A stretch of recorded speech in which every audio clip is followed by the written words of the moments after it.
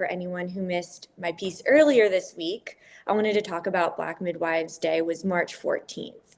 That day was founded in 2023 by the National Black Midwives Alliance, and my piece really tries to trace the history of how Black midwives built the birth care infrastructure of so much of this country and the rural South, which is where I really tend to focus a lot of my research and work.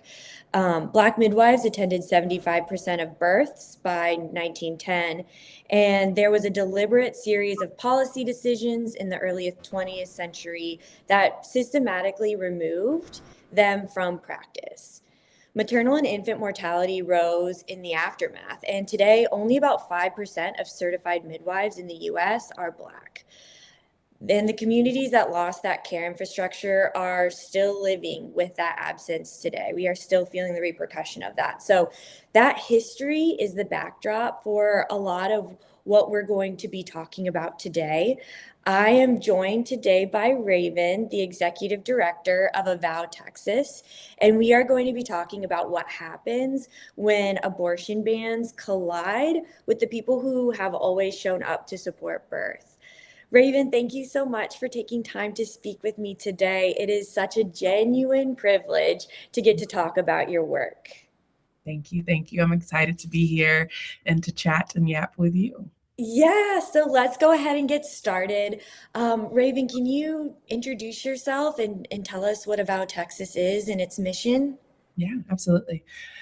So my name is Raven E. Freeborn. My pronouns are they and them. I'm the executive director at Avow Texas, where we are scheming and working with Texans to build power for reproductive justice, to reclaim our pro-abortion future and present, and to really to bring the common sense back to what we know is of public interest. Abortion is not only popular, but it's necessary. So our mission at Avow Texas is that we're working for a Texas where everyone is trusted to live the life that they want and thrive. And that is what we're all about. Man, you guys are, walking the walk and talking the talk when it comes to reproductive justice, giving people the ability to have that, whatever experience they want, giving them that ability to choose that and have that. So I'm just so thrilled to get to speak with you because Texas is such a critical state right now.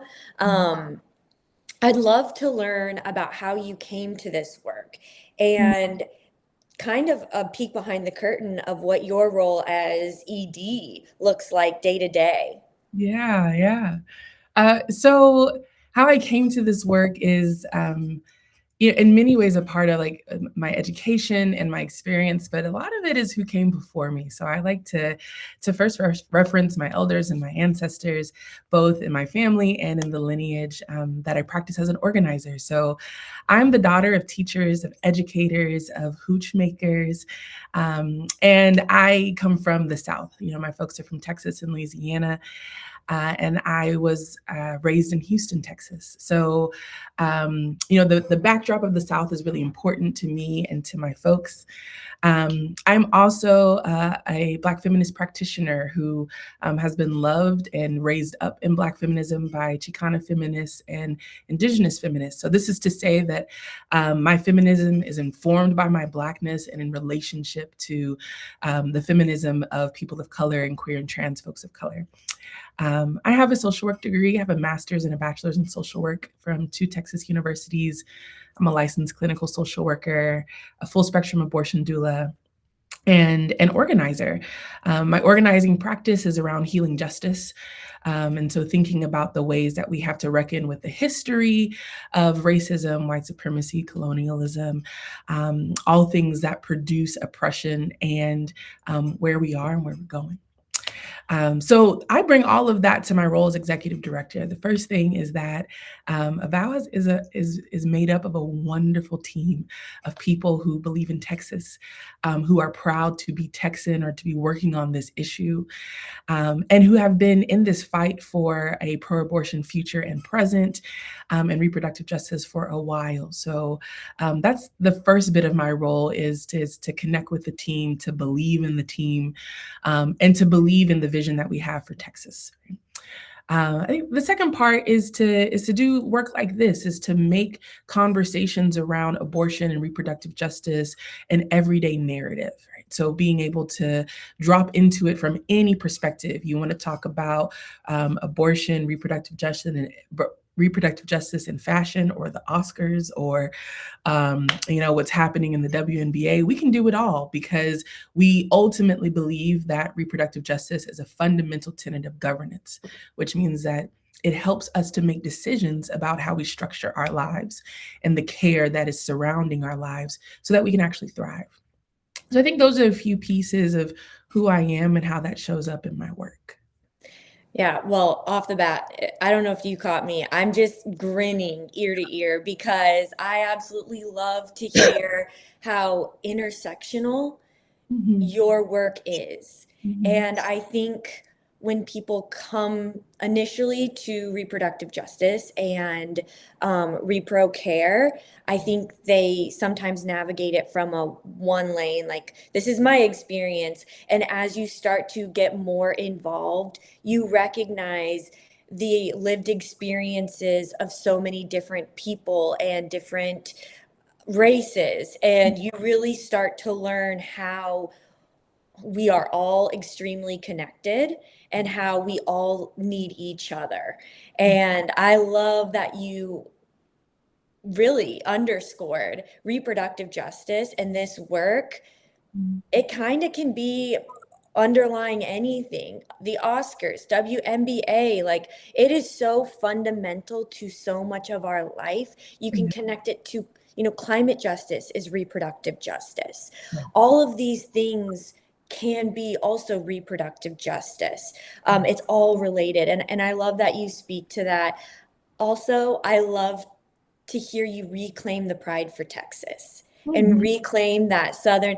You hear it in other narratives, yeah, and not our way, but I love hearing that pride that you have, and obviously is so apparent in the work that you do. mhm, Um, just to continue talking about Avow just a little bit longer, mhm, Avow values is, contending for reproductive justice centered governing power, which you just spoke about, power building, relationships as an organizing strategy. Here in this conversation, I really want to underscore the other two, and that's boldness and communal care. And I saw those and I was like, oh my gosh, yes, we need more of this energy out here in this space. Can you talk to how those became your values and how they kind of guide your work? yeah, yeah. So, the assessment on what it takes to win in Texas is constantly changing because the conditions that influence both like oppressive factors and liberatory factors are always on the move. And so we recognize that one of the first things that we need to do when we're talking about a pro-abortion future and a pro-abortion present is to claim boldness back, right? Is to be able to say the word abortion as a part of an everyday conversation, and to be able to affirm people who have had abortions, who are providing abortions, and who may be seeking abortion care right now or need it in the future. So if we're going to continue to say to Texans and to people who love Texans that regardless of what has been passed in the legislature, we know that you need access to the care that will help you to thrive in your life, then we've got to be bold about proclaiming that. And then the second part in that communal care is that really it takes all of us. We know that right now, seeking abortion is not possible without having access to transportation, access to funds, access to housing, access to someone who can help kind of interpret this medical system, because you got to get out of Texas, right? Or you've got to be able to access, very safe self-managed abortion pills and have some support to manage your own abortion. That's what it takes to get this type of abortion care. So we need to be able to say this loudly and proudly that abortion is a part of our everyday life. It is a part of what's necessary for folks to thrive, and that receiving abortion, providing abortion care, or sharing information about abortion is communal care in itself, right? Because reproductive justice, as you said, can cover so many different things. And we know that particularly in Texas, we're in this fight for access and we're in a fight for affirmation. So boldness and communal care are a part of access and affirmation for us. Yeah, I love those two values. It's something that I mean, I'm gonna have to internally adopt because boldness is what we need and communal care is where we're headed. You know, I Yes. think if we have learned anything from the last few years is locally, you know, is our biggest opportunity for action and greatest impact, but also, you know, if the government doesn't have us, we have us. And Right. we, you know, can build systems here at the local level and build our own infrastructure to make sure that we get the care that we want or need. So I really love those two, and I wanted to take time to highlight that. Um, Zooming out a little bit to kind of set up for our conversation today, because I can't wait for you to, you know, kind of give further insight on why we chose March 17th. That is a significant date, but you know, pivoting now to some of the historical context Mhm. before we get into the policy weeds, because I think it matters for understanding why and what's happening in Texas now is not new, but it is, you know, to a more extreme. Yeah. Um, Before obstetrics was formalized as a medical specialty, can you speak to who was attending births in the US and, you know, particularly in the South in Texas? Yeah. Yes, absolutely. So at the time, that and I think if we zoom out even a little further, right, and tell the whole story of what was happening in the context of care within communities.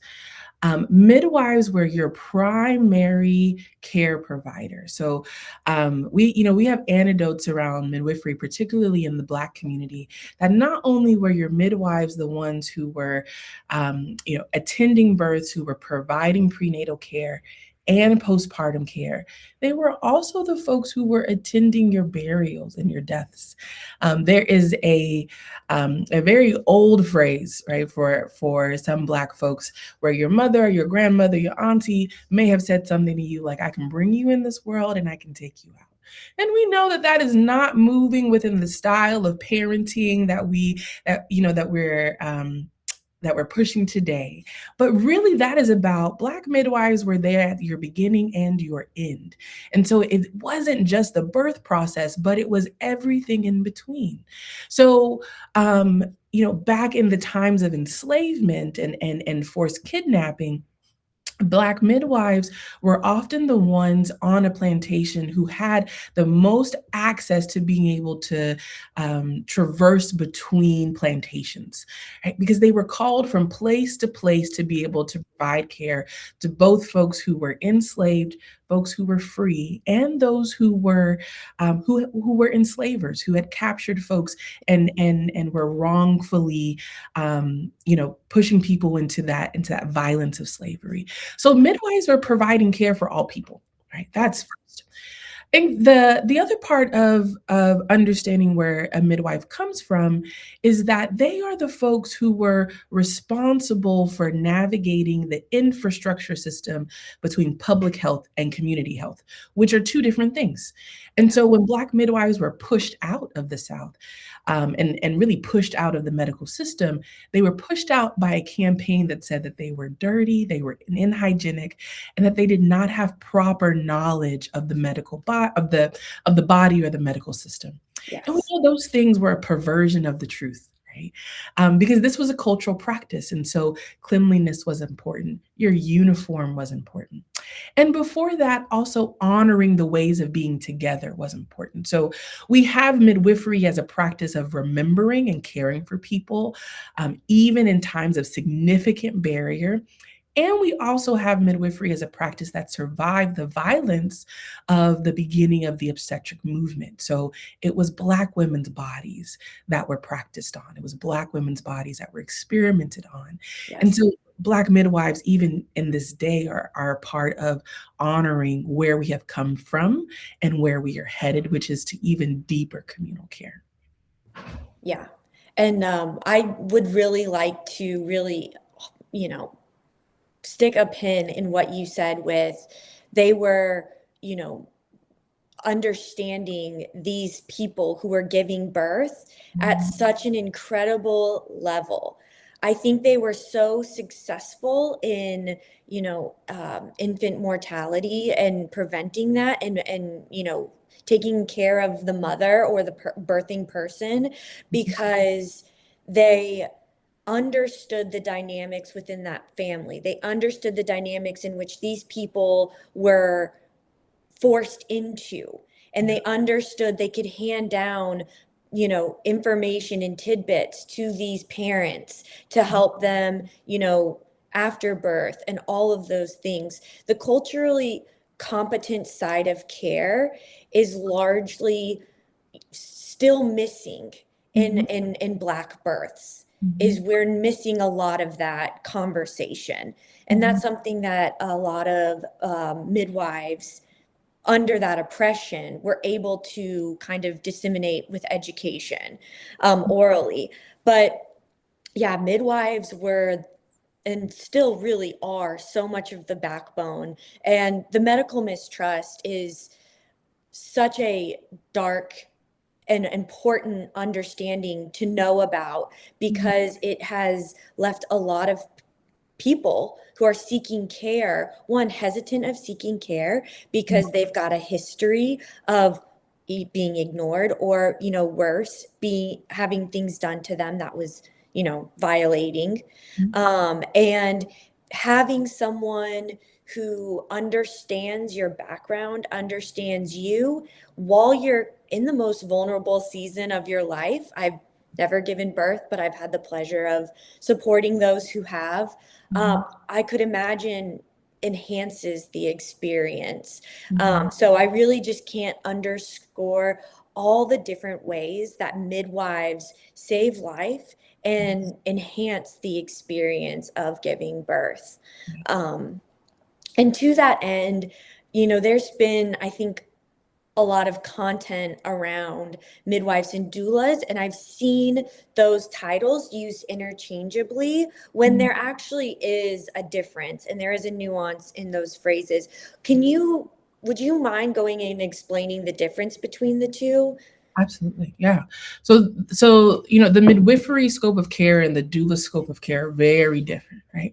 Midwives are medical providers, and we should see them as folks who have studied and in many ways tested to prove their understanding of the anatomy of pregnancy, of prenatal care, and ultimately of your reproductive health. So it's not just midwives who are attending births, but midwives can do your annual appointments. They can, provide your pap smear appointment, or access to birth control, right? There's so much available when it comes to midwives. So they are a provider of care.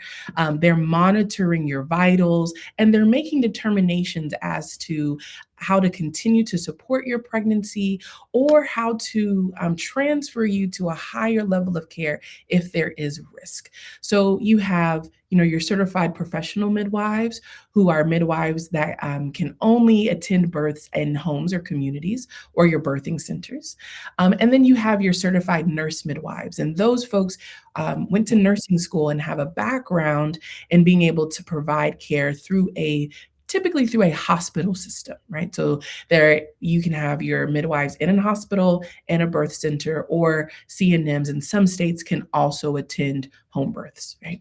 So that provision of care is where midwives are showing up. Your doulas are your emotional support, and also you could add so much to the beginning of support: emotional support, cultural support, physical support during labor. But midwives are providing a level of education and accompaniment through the gestational journey, regardless of your outcome. So at the top, I said I'm a full spectrum doula.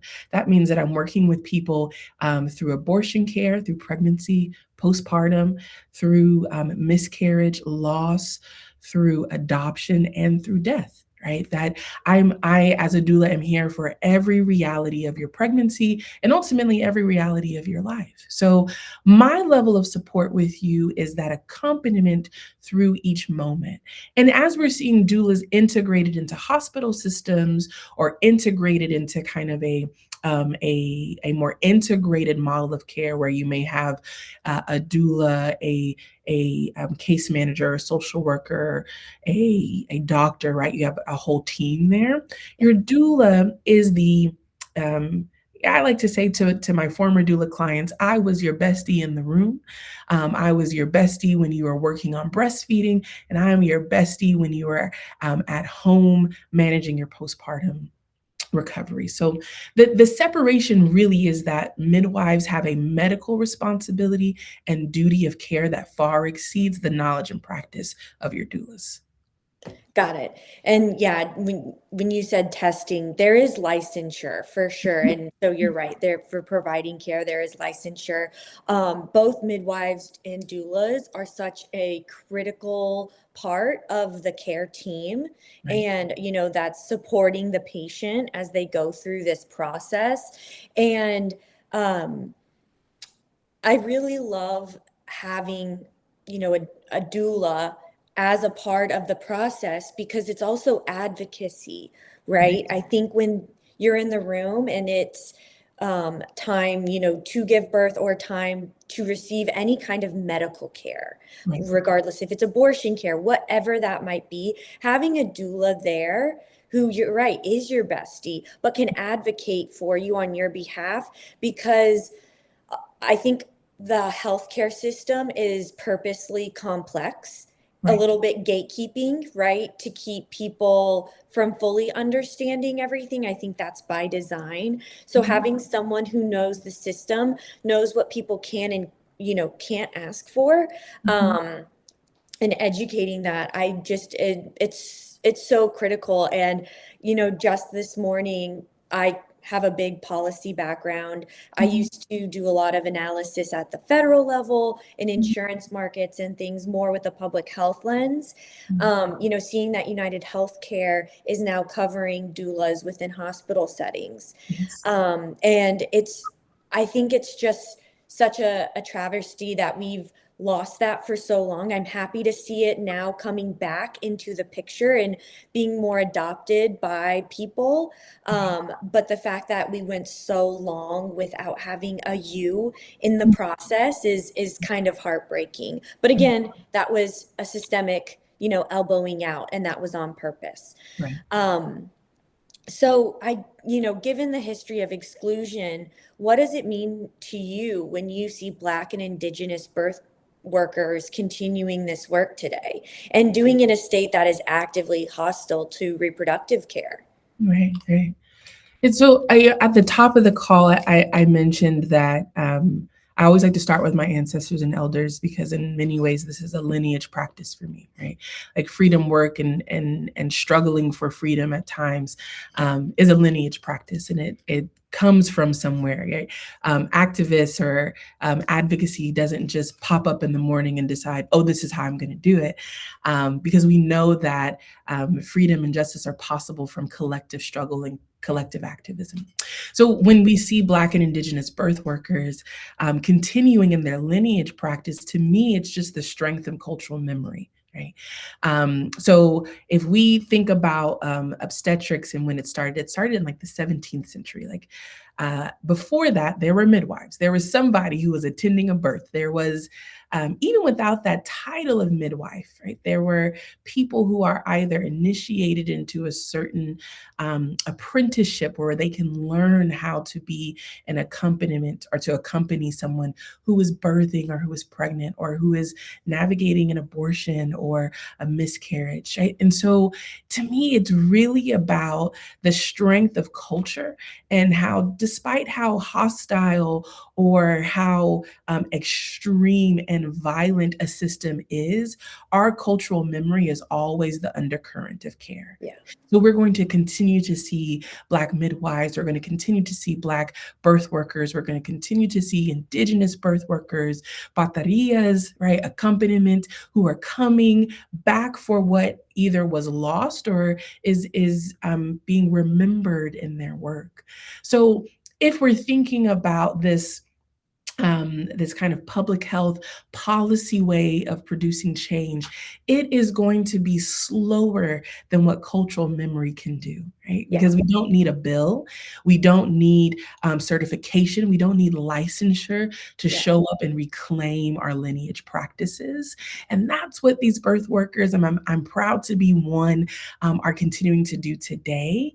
And there's also organization of that. So we have the Black Mamas Matter Alliance, like you said, the Black Midwifery Alliance. We have In Our Own Voice. There's a history of Black organizations who are thinking about how we are showing up in our cultural practice and navigating the byproducts of slavery, of colonialism, and of the continued genocide that we're seeing today. Yeah. I am just one, when you say remembering, who we are, I Mhm. think that is just so striking in so many beautiful ways. And the way that you honor your ancestors, honor what has happened in, your lineage, and working with that knowledge to improve people's lives. I don't know, it's just such a level of um, work that I hope to see more of. And I Mhm. think there are a lot of people doing that work. I think it's a lot more boots on the ground. And like you said, more people are taking initiative and saying, here's the problem. I'm going to be a part of the solution. I'm going to show up for my community. I'm going to show up for my people. We do have a massive reckoning with all of the things we've been trying to avoid: Right. racism, systemic oppression. And we've tried to look away from it Mhm. now for so long, and it's caught up with Yeah. us. And we need to be looking at it and addressing it head on. Absolutely. And I do see a lot more organizations, at least Florida, Georgia, South Carolina, like um, even Tennessee.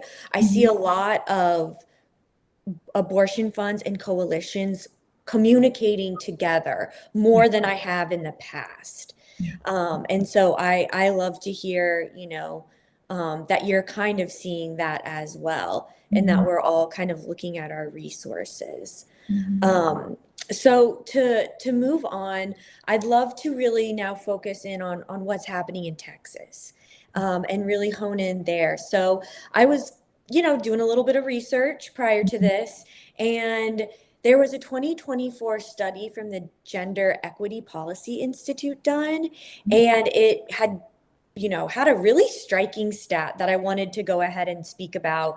Texas maternal mortality rate has increased by 56% between 2019 and 2022. Mhm. And that was before and after the abortion ban took effect. So Mhm. that compares to an 11% increase nationally over the same period. And that disparity is not distributed evenly. We know that a lot of Black and Brown communities bear the brunt of that Right. disproportionately, and that Black Texans also, are really impacted mostly by this. Right. What are you seeing on the ground in terms of how abortion ban is affecting maternal outcomes? I think um, a lot of people who watch this video who aren't in the South will Mhm. perhaps think, well, I'm in California, I still have access to care, or I'm in Virginia, where this has been cauterized in our Constitution. And Yeah. what I really want people to understand is the lived experience. I want to give a voice to what's actually happening, because what happens in the South doesn't stay in the South. Right. Dobbs came in because of a court case in the South, Right. a Louisiana case, I believe. And Mm. so I really would love if you could speak to that lived experience so people understand Yeah. really what's happening. Yeah. Yeah. So, I want to start with the foundation of it, right? So, if we're talking about abortion bans and the consequence of abortion bans on our reproductive health infrastructure, then I think it's important that we first reckon with the reality that our public health, but specifically our sexual and reproductive health infrastructure will continue to deteriorate so long as we're building on top of bans and criminalization. Because ultimately, what an abortion ban does is it stifles access to life-affirming and life-saving care. That is what an abortion ban does. No Yes. matter when it is that you may be seeking an abortion, whether it is, at 5 weeks or at a different point in your gestational journey, you are seeking life-affirming and life-saving care. So when we receive this information that Texas's maternal mortality rate has increased at such an alarming pace, I like to look at everything that's in between life affirming and mortality. Right? So mortality in itself, like and not um, to kind of speak in a way that assumes that people don't understand, but I want us all to get on the same page, right? Mortality itself is to say that the birthing person, the pregnant woman, has died as a result of pregnancy. That could be in the activity of giving labor, or it could be because of a complication within their pregnancy. At times, complications in pregnancy can be resolved by receiving timely, life-saving, life-affirming abortion care. We know and we understand that. Okay? But before there is mortality, there is also morbidity. Morbidity is either a short-term or a long-term adverse physical or mental outcome as a result of your pregnancy. So that could sound like, as a result of pregnancy, you're coming out with a postpartum mood or anxiety disorder. That is a morbidity, right? It could be that you're now navigating something like a pregnancy-related cardiomyopathy. So it's a change to the health of your heart, right? That's long-term adverse outcome. So we're saying that just in that span of that study, over 50% of we've increased our maternal mortality rates by 50%. Right? We're still missing the information on morbidity, on how many people are now experiencing long-term or short-term adverse physical or emotional or mental outcomes as a result of their pregnancy. That could be the care that they received or the care that they did not receive. So what's happening on the ground is that people are being impacted by a lack of access. And as a result of a lack of access and criminalization, we have the continued deterioration of how information is shared, which means how people and their medical providers can make determinations of what happens next based off of the risk that they're navigating. The last thing that I want to kind of punctuate this with is understanding that when we're talking about public health, we're often talking about the social and the structural determinants of health.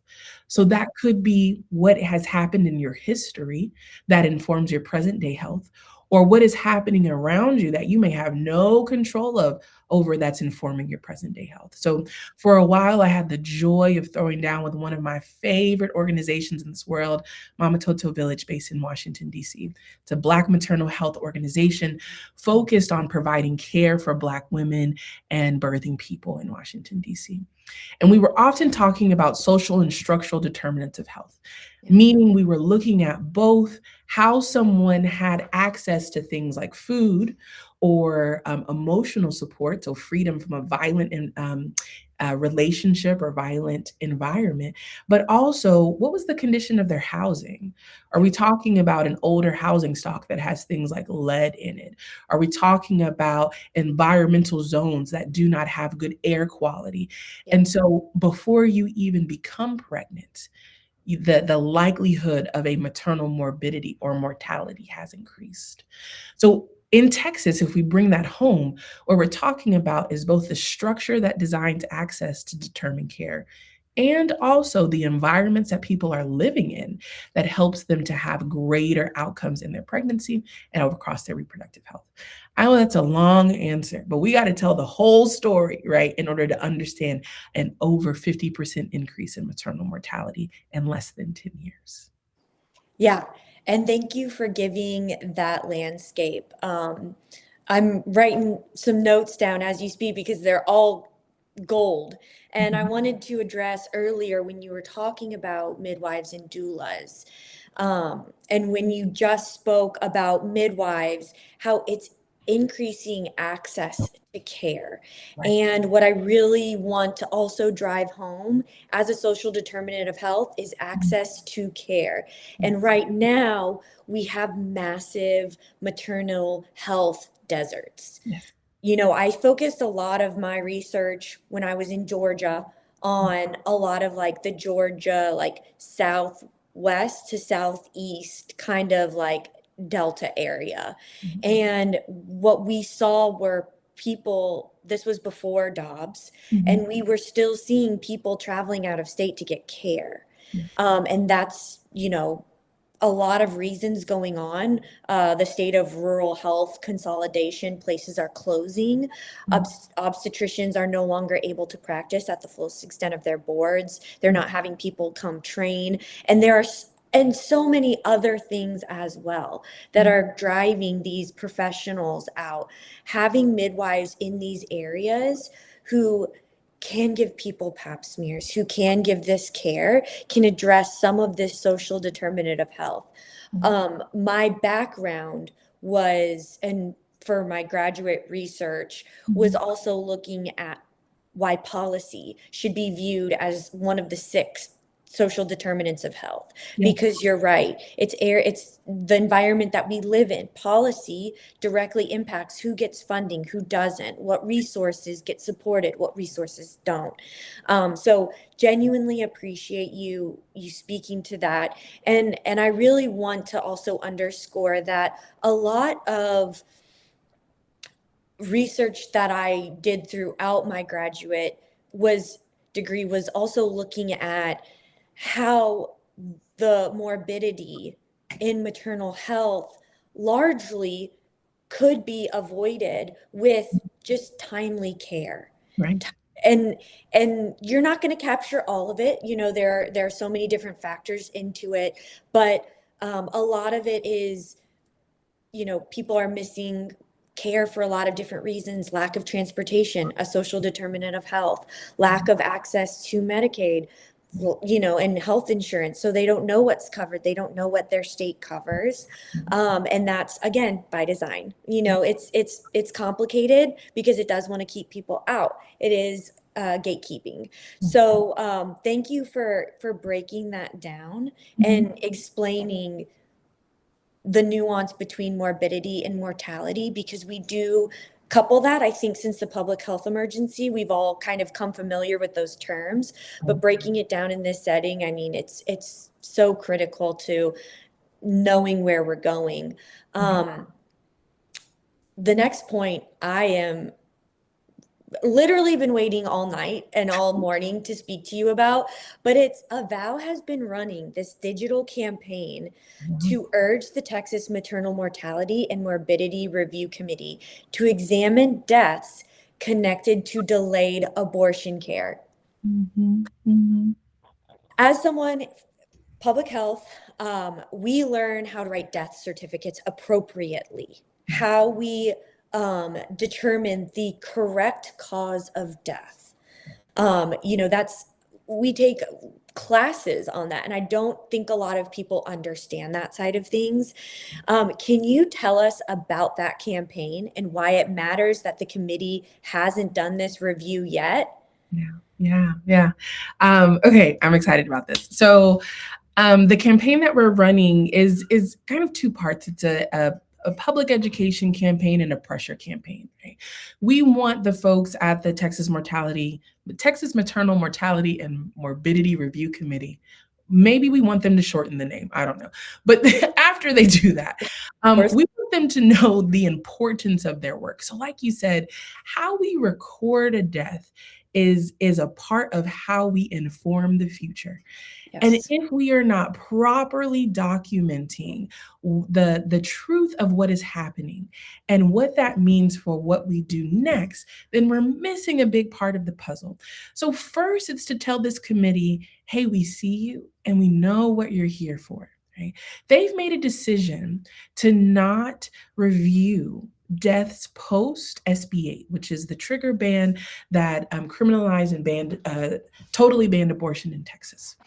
That decision we can kind of interpret without the information from them. We can interpret that decision is led by a interest in ignoring the consequences of a total abortion ban. Right? So if we can't use the data to tell the full story, then what will we do? So we first want to put the committee on notice that, like, hey, we understand what you're here for, and we want the public to understand that this committee first is it's kind of like a strategic objective in being able to help administer health in the state. So most states have a committee like this. It's not just Texas, right? And if states don't have a committee like this, then there are often advocates who are pushing for the development of a committee to review maternal mortality and morbidity. Because that second piece is that it helps to administer health in the future. So we're asking both for the public to increase information and awareness of this committee, and also for the committee to do its full duty, to look at all of the years and to report honestly about what is in front of them. I believe that if we were to receive information from the committee, then we would have a greater picture of the crisis that we are facing. Right? Yes. So it doesn't just become about what goes viral on the internet, but it becomes about the trends within your community, within your zip code, within your county. That's the type of information that we can get from a committee like this. And it's important that Texans understand that there are committees and structures, that their whole responsibility is to support the state in providing the care that we deserve. And so if they are not looking at the consequences of the legislative bodies and the judicial body's actions, then we are not telling the full story about the care that Texans deserve. So we both need to increase public education, and we need to increase the pressure and encouragement of the committee to do its full job and help Texas understand how we are administering health across the state. Yeah, and without that full picture, you fall prey to bias. Right. And like you saying at the top of this answer, it's just when you have these committees, and we've seen it in states that were basically just there to be there, right? They hadn't, there were other things that play, politics, policy, and they were full of people that didn't have the understanding and didn't have the motives that we do to improve quality of life and outcomes. Right. And we've seen what happens when these committees have abused and just had something to check a box, but never did anything. I hate to call out Georgia, but Georgia, I believe in 2023, 2024. We saw what happened at these review committees when they weren't doing their job. They weren't getting information. I hear a lot of people at the federal level talk about, we have the worst maternal health outcomes for any, higher income country. Right. And I don't like using OECD. I think it's layered with racism, but higher economic, however you'd like to phrase that. But a lot of people don't understand why, because they're at the federal level. Right. These committees give understanding and context to why that is. And if they are not getting the entire picture, and we're not seeing the full breadth of care in maternal health, then you're right. We are missing the evidence, and policy more times than probably not as much times as we would like is what motivates, regulation and legislation. So we need this evidence to build foundations, to get grant programs. It's all interconnected. Yeah. So this digital campaign is so critical because it forces the hand of, if we're going to do this, doing it right, doing it comprehensively. And just, I would love to hear if there's anything that we didn't address in the digital campaign, or maybe how, if people wanted to get involved with this campaign, if there's a way to do that, or, kind of the strategy behind it. Right. So absolutely, folks can learn more information about our work by visiting avowtexas.org or connecting with us on social media, scrolling through that grid, finding the thing that catches your eye and follow the call to action that is there. Particularly for this campaign, our work is to help the committee to understand that we understand what they're here for, Yeah. and that we're encouraging them to do the full justice for Texans to study each and every year, right? So to take action with us is to first connect with us, via social or via our website, and to follow the prompt to reach out to the committee, let them know that you're watching just as they should be watching. And when I first took the job to come back home to Texas and to join folks in this reproductive justice and pro-abortion fight, the thing that I kept telling people is to keep your eye on Texas. Don't take your eye off us, right? Because in a blink of an eye, things will change, and you will find that what is happening here is being exported to your state. And so the same encouragement is for Texans, right? Don't take your eye off this committee. Be informed about their activities, when they're meeting, and how you can engage as a citizen who is concerned for the future of our public health. And that's the work that we want to endeavor to do together.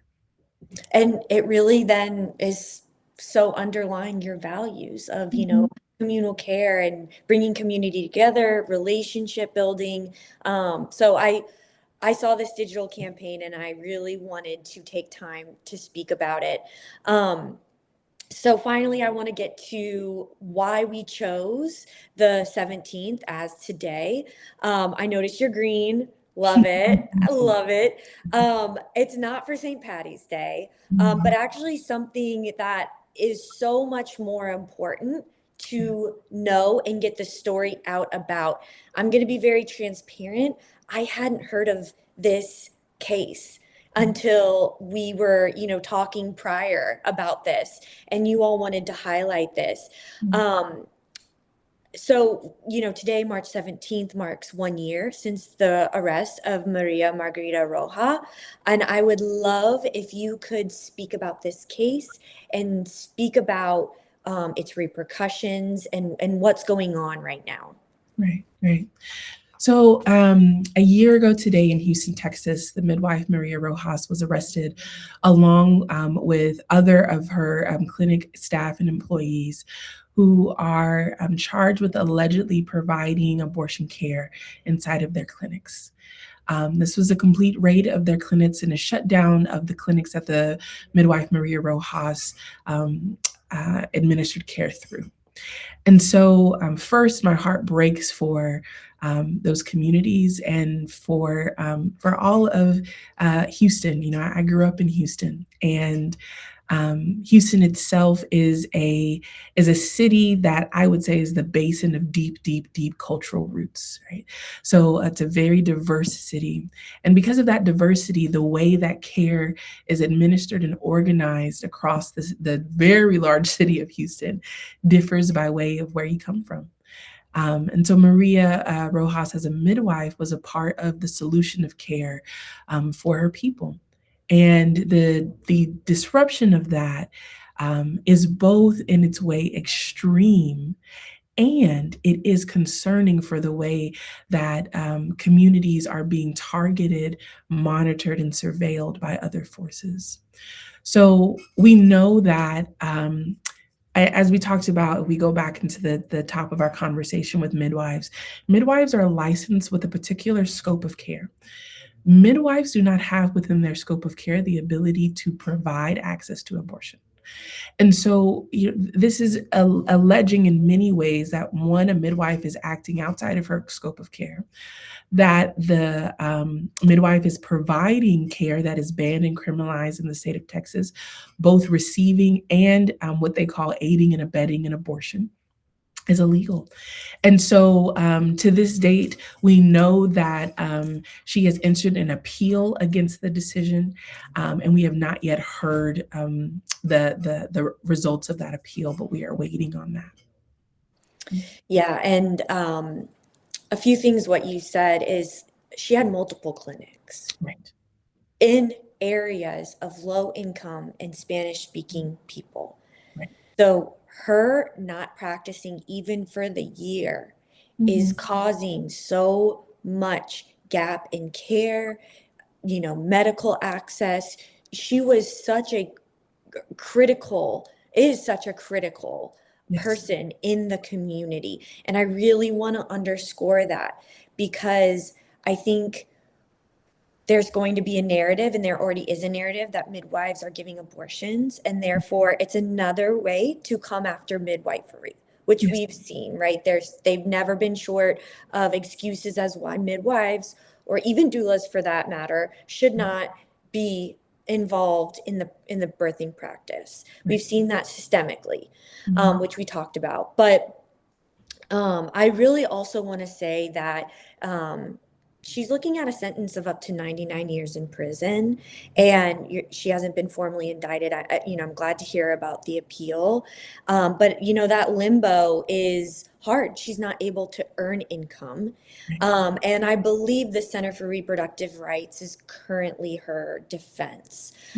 So I'm hoping that something can come of that, but there still needs to be justice for her.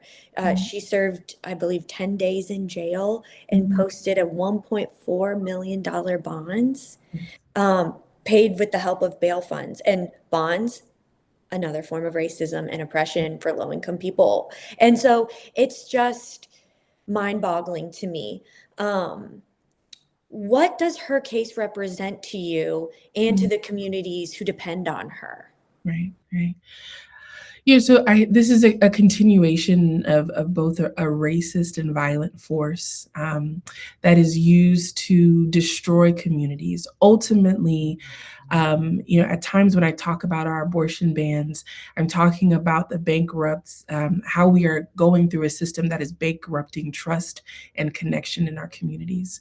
So not to dilute the severity of this case and the consequences for the midwife Maria Rojas, her family, and her larger community. But I want us to think about what you would do if your dentist closed. Right? I am someone who believes we need dentist doulas. I believe that we need more support to go to the dentist. Yes. And it takes a lot to find a dentist that I trust. If your dentist closed, could you just immediately get up and be like, well, I'm going to go to the dentist down the street and access the same amount of care, right? Right. This provision of care is community centered. And so this is about language access. This is about affirming a culture. This is about ensuring that people are connected to the ways in which they care for their body and they receive information about their health and their prognosis. Like all of that is wrapped up in what a culturally specific provider can do in their community. Yeah. And so this is signaling both that the state of Texas, one, is desperate to produce evidence and proof of its draconian and archaic ban and criminalization of abortion. We know for sure that Ken Paxton and his office as the Attorney General of the state of Texas, that they are desperate to produce evidence that this is working and that there is a ripple effect of care. So this is ultimately silencing communities that are already vulnerable by way of state violence, by way of the methods in which we are monitoring and surveilling communities of immigrants in Texas, disrupting them and continuing that violence. So this is an act of violence. We should see that. We should name that. It is not good for the state of Texas to document that a midwife providing community-based care is of such risk to the community that she and her team need to pay $1.4 million as as proof that she should be, released back into community. That's not true for midwives, right? That's not true for what communities deserve. The second thing that it's signaling to me is that the state of Texas is in many ways having to unravel the way that they've designed criminalization. And so they're not targeting an OBGYN. They're not targeting someone in a hospital system. They're targeting communities. Yeah. They're not targeting big places where they have, teams of lobbyists and teams of general counsel. They're Yeah. targeting a community. Yes. And so communities are the place where care is provided, where information is trusted, and where people can connect regardless of what they're facing of that reality. It's not the hospital system. So who the state is targeting is not another infrastructure that could do better in its provision of care. It is simply a community, and that is concerning in itself. Yeah. Thank you for giving that insight of why. I think when we see these policies and regulations and we see these communities attacked and people are like, well, why is this midwife being attacked? It's for those reasons. It's not a coincidence. They are trying to I think make other people in this space fearful of practicing. It creates a really, really bad culture. For someone who's listening, who, or watches the recording, as a birth worker, midwife, doula, community health worker, what should they understand right now about the legal landscape and what it means for their practice? Right. I'll go back to that lineage of Black feminism practice, right? The ancestor bell hook says that the personal is political. And what I need every birth worker to understand right now is that your personal practice, your personal profession is now a political, both a political tool for our freedom and a political pawn for continued criminalization, monitoring, and surveillance. So the risk is higher. Right. The answer to these structural pathways of violence is not to just throw more midwives and throw more doulas and throw more community health workers into it. It is to address the system and the structure. And so we need all birth workers right now to get collected and organize themselves into what communities need, which is right information, access to affirming primary care, and to develop a greater understanding of how communities are under threat and how communities are protected by your practice. But ultimately, it's no longer personal. You're not just a midwife, a doula, or a community health worker. You are a part of this political process to ensure greater freedom. And we do hope that you join the ranks of other organizers and activists who are thinking about how to make change happen. I'm just speechless. That was so beautiful. I mean, and so truth, it's grounded in truth and grounded in love and grounded in experience. And I think that is so true. Birth workers, getting organized.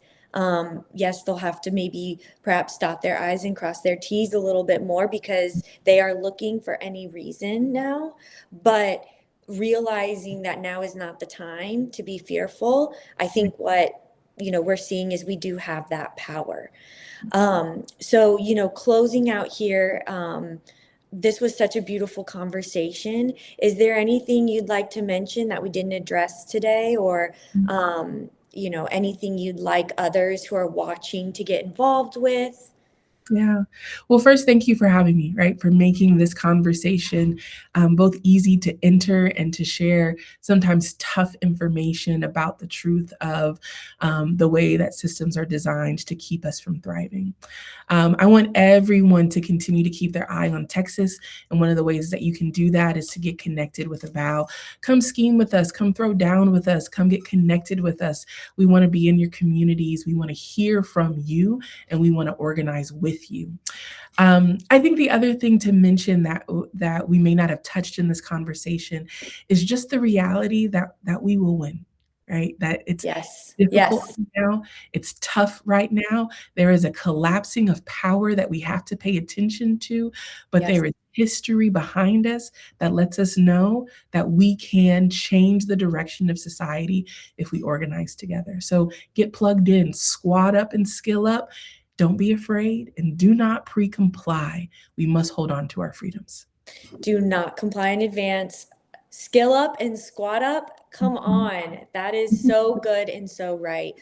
You're right. We are going to win. And keeping our eyes on that is what's going to keep it moving and keep us going. So, Raven, my gosh, I feel like I could talk to you forever. What a privilege. You are such a wealth of knowledge. You are so incredible to speak with, and you're doing just remarkable, vital work that's saving lives. That's absolutely saving lives. Um, Please do yourself a favor, go follow and subscribe to Avow. Find out how to be a part of that. If you know someone in Texas who wants to get involved, send them Avow's information so they can get plugged in. Thank you, Raven, for your time today. Genuinely appreciate it. I appreciate you. Y'all take care. Have a good one. Peace.